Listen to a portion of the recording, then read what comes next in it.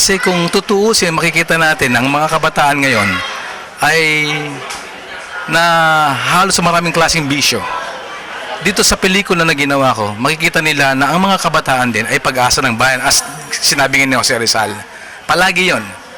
At sa movie ito, pinakita natin na ang mga kabataan, kapag sila ay may takot sa Diyos at may respeto sa mga magulang, may pagmamahal sa kapwa, eh hindi magkakaroon ng ganong klaseng maling daan na ginagawa ng mga kabataan natin ngayong araw na to. Pinakita ko rin dito na ang Pinoy Super Kid ginamit ang aming kapatiran, na ang lahat ng kapatiran ay hindi masama kung tutuusin. Nasa tao na yon. Pinapakita ko rito ang Tao Gamma Phi, ang kanyang advocacy, ang kanyang vision ay tumulong sa mga tao na nangangailangan, kagaya ng nangangailangan sa gamot, taong may mga sakit, at saka taong nagugutom.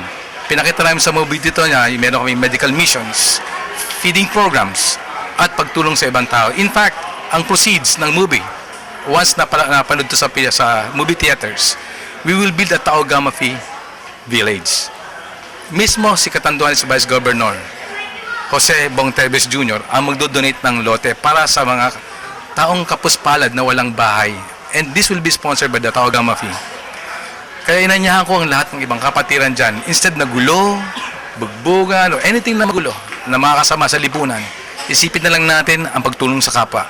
Kami ngayon, ang Tau Gamma Phi, Tau Gamma Sigma, are united para maging halimbawa sa magandang gawain. Tumulong tayo para ikaos natin sa kahirapan ng ating bansa. Lalo ngayon, maraming naghihirap.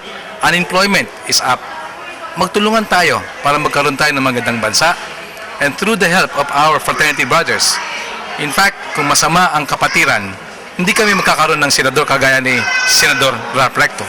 Mga congressman kagaya ni Dong Mendoza, Jim Hataman, Magsaysay, at marami pang iba, sila Henry Tebes. Marami rin kami mga kapatid sa kapatiran na pinag-aaral ng libre. So nananawagan ako sa lahat na mag-umpisa tayo, gawin natin ang tama. Ayusin natin, tayo maging halimbawa. Maliban po dito sa film making po or producer ng pelikula, do you have any other project dun po sa Triskelion? Actually, Ang project ko ngayon is para makita ng buong media na through movies ay maging halimbawa ang aming kapatiran na someone has to start.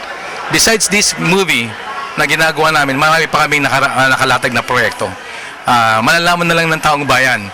Kaya inanyahan ko ang mga taong bayan dyan na kung gusto nilang humingi ng tulong, meron kaming mga iba't ibang chapters o mga councils na handang tumulong sa kanila.